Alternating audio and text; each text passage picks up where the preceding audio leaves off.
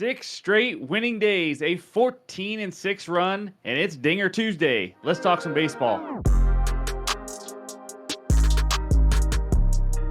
What's going on, everyone? Welcome back in to another episode for Just a Bet Outside. I'm your host, Steven, and we're back to talk some more baseball, baby. That's right. You saw that 2-0 day yesterday. We had 2 half-unit plays, but hey, we'll take it. Like we mentioned, going on a nice little run here. Let's see if we can make it 7 straight winning days. But it's Dinger Tuesday, which means it's the Dinger Tuesday contest. So here's how you can win. If you are new to the channel, we do this every single Tuesday. Leave your best home run bet.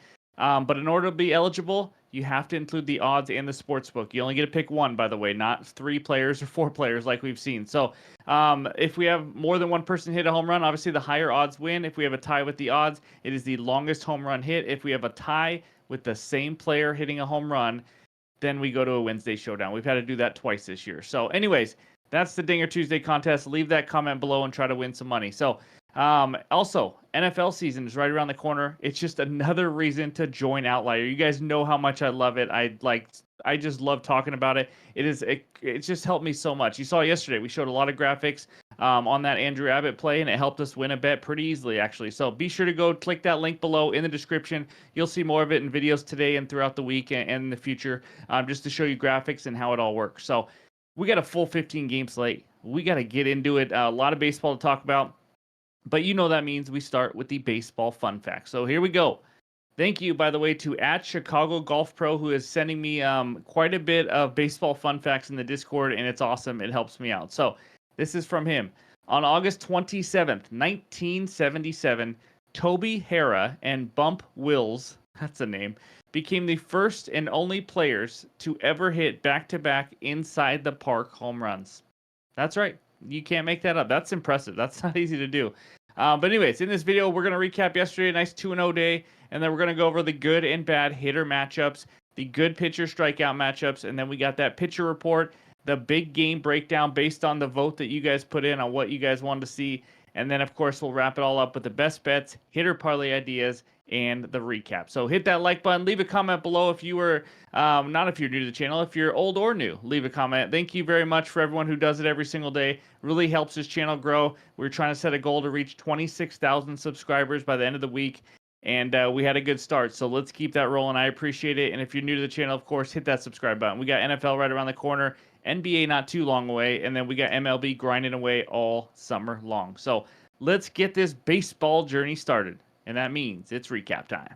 There it is, the short and simple recap. Andrew Abbott under 2.5 runs. He was an absolute stud in a tough spot for the Rockies. He got it done, pitched, I think, 6 innings, maybe 7 actually, and he gave up 0 earned runs. It was awesome. And then Davis Daniel, I told you this pitcher sucks, and he showed it. He's not a good pitcher. He gave up 8 hits, didn't even make it out of the 5th inning. That was a nice winner. It's nice to go 2-0 and also get 2 non-sweaty wins, that's for sure. So anyways, that's what we are, 2-0, still digging out of that hole after we went 0-11 a few weeks ago. But you know what? At least we're heading in the right direction this time. So that's the 2-0 recap. And now let's talk the good and bad hitter matchups. All right, we got 18 of these for you today. And it starts with Freddie Freeman, 51 ABs, 21 for 51, 6 extra base hits, and 2 bombs off Wheeler. That is quite the resume there against a good pitcher. And then so on and so on. You can see everybody else. Nolan Arenado, 8 for 15 with 4 extra base hits, and all those are bombs versus Mr. Waka Waka, followed by 3 Orioles players against the righty, Jameson Taillon. They've gone back and forth. Imanaga, Taillon, but it does look Taillon looks like he will be the one pitching. And then over there on the right side, we got Austin Riley, 4 for 10, Yandy Diaz, 3 for 9, Brian Reynolds, how about a 5 for 9 against Colin Ray, so on and so on. So anyways, take a screenshot. Hopefully this helps you get some winners. And now let's check out the bad hitter matchups today. And there's only 6 of them for you. Goldie Goldschmidt, unlike Arenado, has actually struggled against Waka, going with 8 Ks and 3 for 16. Brandon Drury, you know, it's Mad Max. It is what it is. Marcelo Zuna, though, 4 Ks, 2 for 13 versus Zach Gallen and Melk. And then Rosario and the Candyman down there, both at 1 for 11. So those are the good and bad hitter matchups. And now let's talk some arms. All right, we got 3 good pitcher strikeout matchups for you today, and the first one starts with Mr. Kramer from Seinfeld going up against the Cubbies. Cubs, 4th highest K percentage versus righties in the last 3 weeks. They've been up there in the Ks for most of the year now. Kramer, 57 Ks in 55 innings. He does have a lower K rate at home so far this year, so take that for what it is. But 22.4% compared to 27.3 on the road, and he will be home obviously. In his first start back after missing 6 weeks, he had 8 strikeouts versus the Mariners in 5 innings. Does it count? I don't know. It's the Mariners, but this will be his second start now. He has been inconsistent with his starts. So the last 6 starts, he had 8-2, 10-6, 4, and 10. So it's kind of been all over the place. 2 with 10, and then a 4 and a 2. So he's not known for just being an elite strikeout guy or anything like that, but so far this year he's been pretty decent. Second one, gallon of milk versus the Braves.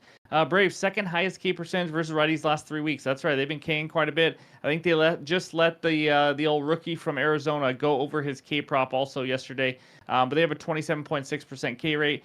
Gallon 71 Ks in 67.2 innings. And he has a higher K rate at home, 27.3% compared to only 25% on the road. And he will be home here. He has made 6 home starts only this year. He's had 7 against the A's, 5 Miami, 10 Detroit, 7 St. Louis, 6 Yankees, and 3 against the Rockies. I have no idea how he only had 3 against the Rockies, but that's what happened. So those are the first 2. Let's check out the third one now. Nick Lodolo will be taking the mound again for the Reds, going up against those Rockies. Rockies, the absolute highest K percentage versus lefties in the last 3 weeks. 32.7%. Lodolo, 73 Ks in 70 innings this season. K rate at home has been lower, though, big time. 20.8% compared to 30.9 on the road. I would take some stock into it, but he's a strikeout guy. Let's just face it. So inconsistent before the injury, though. Kind of like we talked about with Kramer. This guy has 3, 8, 6, 7, 3, and 3 Ks in his last 6 starts.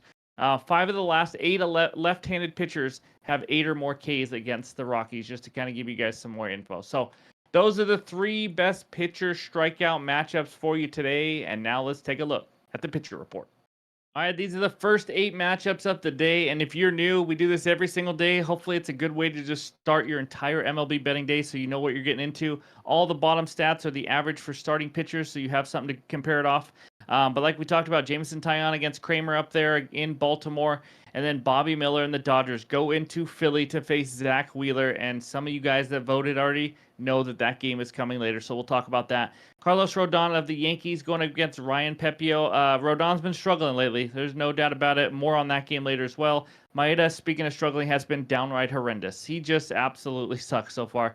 Cal Quantrill of the Rockies having a pretty solid season, going up against Lodolo like we talked about. And one guy I've been really impressed by is Jake Irvin. I think we all keep waiting for him to just struggle, and he just hasn't. 2.8 ERA, pretty good expected numbers as well there. And then so on and so on. I'm not really impressed by much of the last 4. Walker's been okay, average strikeout guy like all those guys are. But that's what we got. Those are the first 8 matchups of the day. And now let's check out the final 7.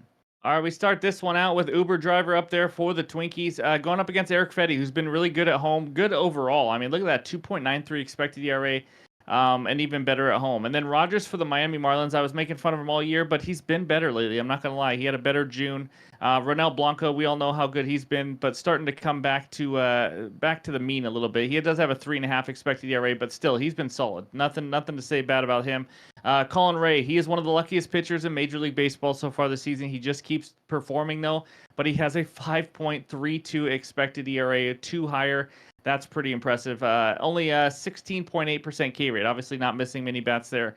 Mad Max Scherzer, we know, is not missing many bats like he was back in his career, earlier in his career, there in LA. And then Logan Gilbert, who got voted to the Hall of Fame, who got voted to the All-Star team. I saw some videos about it, and it was pretty cool to see. It's wild to see the Seattle Mariners being in the division lead with only 1 All-Star, but that's a Mariner thing.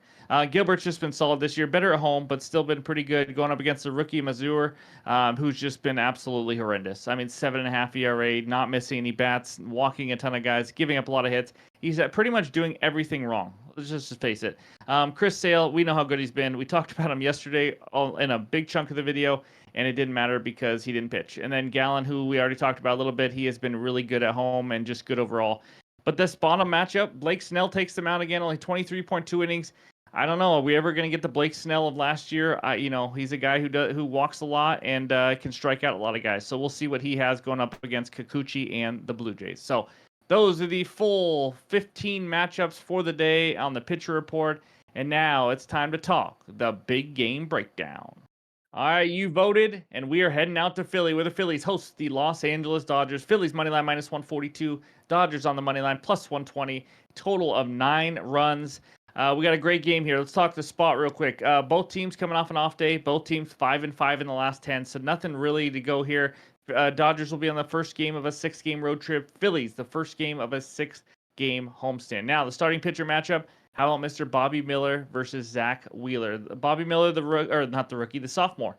He started this season late due to injury. It's not gone well for him. He has had 6 starts so far this year, 3 before his injury, took 2 months off, and then came back and has made 3 starts. In the 3 starts since he came back from injury, he's given up 10 earned runs in 13.1 innings, and that was to the Rockies, the White Sox, and the Diamondbacks. It has not been pretty, and a big reason is because of his walks. He has now walked exactly 3 guys in 4 straight starts.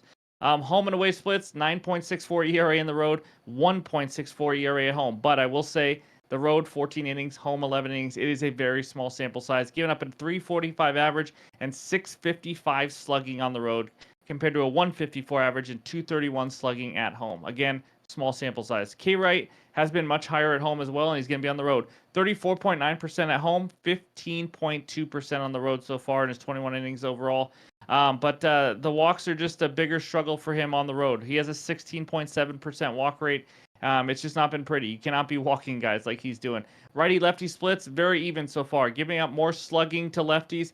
But his K rate is also much higher to lefties. 29.2% K rate versus lefties, only 18% strikeout rate against right-handers. In 2023, just to kind of give you more numbers for him, he gave up a 252 average and 401 slugging to righties, and a 202 average and 331 slugging to lefties. And then let's talk Zach Wheeler, which we've talked about before, but let's do it again. So last time Phillies and Wheeler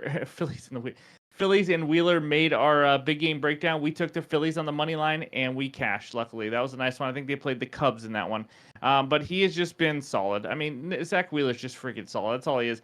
June was the highest ERA he has had this year, and he had a 3.66 ERA compared to 2.72 in May. Again, still solid. But home away splits are something to talk about. One of the most elite starting pitchers in the league at home, 1.76 ERA, including a 3.18 xFIP, 4.17 ERA on the road with a 3.95 xFIP. So he has only allowed 41 hits and 3 total home runs in 66.1 innings at home. That's absolutely impressive. Righty-lefty splits, he absolutely dominates righties and gives up some pop to lefties. The Dodgers do have a decent lefty. I forgot his name, though, but he's pretty decent. Righties, 153 average, 221 slugging, and only 3 home runs given up, like I mentioned, and that's to 207 righties that he has faced. K rate is much higher versus righties, 31.4% compared to 22.6 versus lefties. And speaking of lefties, 231 average and a 406 slugging. So obviously he's given up a lot more pops. 7 of the 10 home runs that Wheeler has given up this year have been to lefties, and he's faced 239 lefties this year. Only one of those 7 home runs to lefties, though, has been given up at home. So he's been that good at home. A higher walk rate versus lefties, though, 10% versus 4.3% versus righties. That's quite a big difference. Wheeler has not faced the Dodgers since 2022. Not a lot of history there. And Bobby Miller faced the Phillies last season, and he dominated them. Whatever that's worth. He was better last year. He's a totally different pitcher right now. But he went 6 innings, 3 hits, 7 Ks, and 0 earned runs. Now, the offenses. Dodgers averaging 5.3 runs per game in the last 10 games. Last 3 weeks versus righties, the Dodgers. 9th best WRC+, 11th slugging, 2nd highest walk rate. It's just all Shohei. I'm just giving you Shohei numbers, really. But no, I mean, they've been good. Solid top 10, still without Mookie, but still a solid offense. They're not elite like a top 3, but they've still been good. Phillies, it looks like Bryce Harper and Kyle Schwarber will be activated and playing in this game. Obviously, check to make sure, but that's the news, and that's huge news for this Phillies offense. If they aren't back, just to give you numbers, since they went on the IL, the Phillies have averaged only 3.67 runs per game in those 9 games, with 21st WRC plus versus righties and 22nd in slugging, and had the 4th highest K rate. Obviously, that changes with the 2 big lefties in the lineup. Bullpens, both pretty rested after a day off, but the last 30 days, we've talked about it before, Phillies have been good. Last 30 days, Phillies 5th best bullpen ERA, 3.22, and the number 1 SIERA, which is a great way to tell how they've been doing. They've been getting lucky, not lucky, so they're due for even more positive regression. Dodgers 14th best bullpen ERA at 4.09, and the number 25 SIERA. Even at a 4.09 ERA, they've been getting a little lucky, is what that's saying. But Advantage Phillies in this series out of the pen, to be honest. And then player props to consider. Well, Freddie Freeman, you saw it. Maybe over 1.5 bases. He's had a lot of success. 21 for 51 off of Wheeler. Maybe some Wheeler props, but I can't give you too many because that's our best bet. So give me the best bet of Zach Wheeler to record a win at plus 125 on Bet365. I'm going to go a half unit on this. I wanted to go Phillies money line at minus 140. It's going to like minus 145. I just like the value here. Plus 125. They're going to win. They're probably going to win because Wheeler just dealt and he's going to leave with the lead. So, and this game was tough to bet. I'm not going to lie. I mean, it's hard to fade the Dodgers, hard to fade the Phillies. And obviously, I'm counting on Harper and Schwarber to be back. I love this lineup with those two guys in. But I also considered Phillies team total over 4.5, over 8.5 in the full game. But ultimately, I just like the value with this one. I'm going to throw a half unit on it. But Wheeler, like I said, just a lead at home. So as you can see right here on Outlier, we have all the stats for Mr. Zach Wheeler with the pitcher wins for Outlier. And as you can see, before we start real quick, you can go to all these different kinds of bets for Zach Wheeler. If you want to look at his Ks, you can see all the numbers there. You want to go hits allowed, earned runs, walks, pitcher outs. I mean, it's incredible, guys. It's all right here. And this is just Zach Wheeler's page right here. But let's go to the wins again because this is what we're talking about. So as you can see, if we click on 2024, we got 50% hit rate. He's won 9 of 18 of his starts so far. But like I mentioned to you, he is a lead at home. Let's go check out the home hit rate now for pitcher wins. And there we are, 60%. 6 of 10 starts at home have been a win. A big part of that is bullpen and everything else. But I just love the value here because if I think the Phillies are going to win, it's minus 140. I think they're going to win because Zach Wheeler's dealing. So why not just take Zach Wheeler at plus 125 to get a win? But as you can see on the bottom right, you can see all the batter matchups versus Wheeler versus righties, all that kind of stuff. And then keep scrolling down and you can see pitcher arsenal rankings on what teams are doing versus righties last 30 days. Heat maps versus certain pitches. I mean, guys, this is absolutely incredible. I could spend all day, every day on this thing. But anyways, that's what we're going to go with here. As you can see, good hit rate on Outlier. But also why I like this is like we talked about before. I mean, the Phillies have one of the top 3 bullpens in the league. So if you don't know already, to record a win, Zach Wheeler has to pitch at least 5 innings, lead with the lead. And that lead can never be given up. Otherwise, you don't get the win. And you know what? Why not trust the Phillies? Matt Strom seems to screw me every time. Whenever I bet on the Phillies, he always seems to give up at least 1 run, but hopefully he doesn't do that this time. So I just like it. And really, honestly, this is a big fade of Bobby Miller. I think the Phillies bats can get to him. Like I said, I almost took the Phillies team total over 4.5. But I think if they can score a lot of runs, I think Wheeler's in for a good one here. Obviously, the Dodgers are not an easy lineup or anything like that. We just got to keep that freaking guy named Shohei inside the park. But anyways, that's going to be my big game breakdown. Best bet. Give me Zach Wheeler to record a win at plus 125.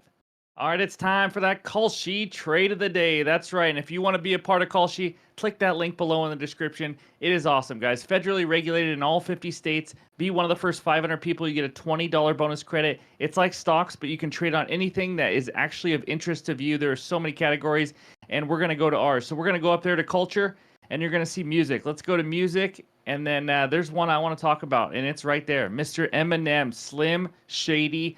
He is my favorite artist growing up. I absolutely loved it. Lose Yourself, maybe the best song ever made. And we're going to say yes to him having a #1 album. As you can see, it's yes for 60 cents, which means it's a favorite. And we're going to do it. We're throwing 10 on it, and we're just going to go for it. So there it is. You put 10 in there, and then you go down there, you hit review, and then submit. And that is our trade of the day. I just think it is, honestly. If you scroll down a little bit also, it tells you about the rules summary.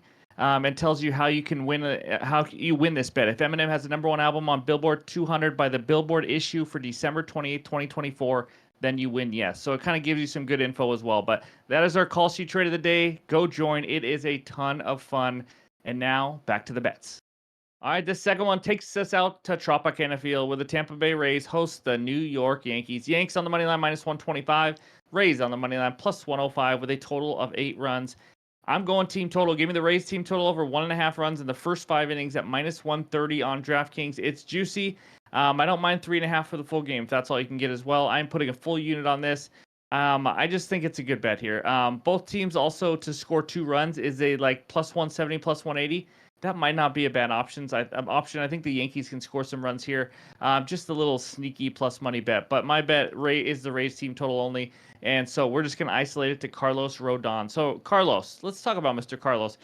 he's been struggling. I mean, that's just kind of putting it lightly. In June, he had a 7.76 ERA, and he already has a 5.06 ERA in one start in July. And he also struggles a bit more on the road. 4.76 ERA on the road, 4.02 at home.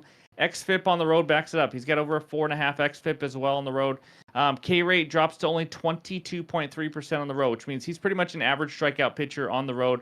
And not to get too, big game breakdowny on you, but he's given up some bombs to righties. If we talk a little bit of splits, 16 of the 18 home runs he has given up have been to right-handed hitters. That is absolutely insane. 17 of the 22 doubles have been to right-handed hitters. He's given up a 500 slugging to righties on the road. Just something to think about in case you're looking at hitter props and things like that. The Rays offense are going to have a ton of righties. And this is a team, if you want to tail their offense, you want to do it against the lefty. This is the last 2 weeks, third best WRC plus in the entire league versus lefties. They are hitting 318 as a team. Let's go the last 30 days now. 8th highest WRC plus, 11th best slugging. They do have a top 10 K rate. They can strike out a bit. It is what it is. Again, Carlos Rodon's about an average K guy on the road. But overall this season, they have the 10th best WRC plus versus lefties at home. I expect, like I mentioned, a righty-heavy lineup, and I think a Rosarena, Yandy Diaz, and these guys, I think they're going to get to him. I just need 2 runs in the first 5 innings. I would gladly take it for a left-handed hitting team versus a struggling left-handed pitcher. So give me the Rays team total over 1.5 in the first 5 innings as my second best bet. All right, this third and final bet is something we haven't done in a little while. It's a hitter parlay. Give me Yandy Diaz and Elliot Ramos, 1+ hit each at -104 on FanDuel for the full unit. Let's talk about Yandy Diaz real quick. 3 for 9 off Carlos Rodon, as you saw earlier. He is hitting 326 off lefties, 294 at home. If you don't know who he is, by the way, he's the leadoff hitter for the Tampa Bay Rays. He has 1+ hit in 26 of his last 30 games.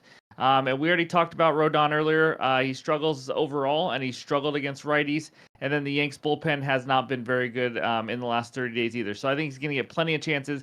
I like Yandy to get 1+ hit. Second one, Elliot Ramos, the guy for the Giants that we talked about earlier this year. He just made his first All-Star team. Pretty cool, but he absolutely just annihilates lefties. He is hitting 404 versus lefties. That's right, 404. Yes, it's only 66 plate appearances, but that is still unbelievable. Also hitting much better at home, which is where he will be. He's hitting 327 at home, 1+ hit in 7 of his last 8 games, and he's got a good matchup here versus Yusei Kikuchi, Issei Kakachi. I have no idea. Giving up 9.6 hits per 9 innings, so almost 10 hits. Kikuchi struggles more versus righties as well. He's given up a 278 average and a 437 slugging against righties. And on the road, he's given up 46 hits in 36 innings. So it's a great matchup. I like both these guys to stay hot in good matchups, both against lefties. So give me Yandy Diaz and give me Elliot Ramos, 1+ hit each as my third best bet. And now let's finally finish this video with some hitter parlay ideas. Now, I got only 4 of them for you because I had 6, and I just took 2 of them for that hitter parlay. So the other 4 I like. And by the way, these went 3 and 1 yesterday. The only one not getting hit was Jonah Heim. And overall, they went 6 for 16 hitting those guys. So not bad. But the first one, I'm just going to say all of them. Twins hitters. The Twins are just unbelievable right now. I'm going to name 4 guys. Byron Buxton, 478 last 7 days. Jose Miranda, we know he's setting records, 640 the last 7 days. Brooks Lee, that's right, hitting 458 the last 7 days, and Max Kepler hitting 375. This lineup is just on absolute fire right now. There's 4 guys in the top 22 for batting average the last 7 days. They're facing Eric Fetty, though. It's not going to be super easy. He's been better at home, above average in regards to hits per 9 innings. So it's just a ride of hot hitters, and it's just me mentioning the Twins are on fire. Second one, Arenado, 8 for 15 with 4 bombs off of Waka. We already saw that earlier. I just have to include him here when he's got that good of a matchup with him and how well he's seen the ball. He also went 8 for 14 overall before going 0 for 4 yesterday, just to let you know, hitting 270 on the season. Third one, some of you guys might not like this one because you just lost a bet with him yesterday, as I saw in the Discord. But Brian Reynolds, 5 for 9 off Colin Rhea. Rhea, I don't know. Reynolds, he's been a stud. Ever since he found out he made the All-Star team, he's 0 for 7. I don't take much into that. He's going to figure it out. He's hitting 281 on the season. He's got even splits, home away, lefty, righty. He's just been a solid hitter overall. Good matchup here versus a very lucky Colin Ray. And he's 5 for 9, like I mentioned. So fourth one, just again, this is under the radar. I'm not saying these are by far the top four. Obviously, you go with guys like Corey Seager, Yordan Alvarez, all these guys with great matchups, but they're just really high odds. I'm just trying to find you some lower key, lower odds ones. And this is Brent Rooker of the Oakland A's hitting 500 the last 7 days. He also hits better versus righties, 282 average versus righties, and he's facing Brian Bayo. This guy's just not very good, guys. I thought he would be better at some point. He's just not a very good pitcher. He's given up almost 10 hits per 9 innings. He doesn't miss many bats at all. I think he's going to give up some hits here, and I think Brent Rooker can get one of them. So give me those 4 hitter parlay ideas. My 3 best bets, all the research help, and I apologize for the ridiculously long video. And of course, that big game breakdown. But let's wrap it all up with the recap. There it is, the first one for a half unit from the big game breakdown. Zach Wheeler to record a win at plus 125 on Bet365. And then my 2 1-unit plays so far. Rays team total of 1.5 in the first 5 innings. And Yandy Diaz of the Rays and Elliot Ramos of the Giants. 1+ hit each at minus 104 on FanDuel. I will more than likely be adding at least one more play, probably 2. We'll see. It'll be in the pinned comments on X and on Discord. By the way, if you're not following me on X, it's a great way to get some bets quick and easy, and we just have a lot of fun there as well. And the Discord is free, so click that link below. But thank you guys for listening. Again, sorry for the long video. Just a lot of baseball to go over. But hope everyone has a great Tuesday, and we'll talk to you soon.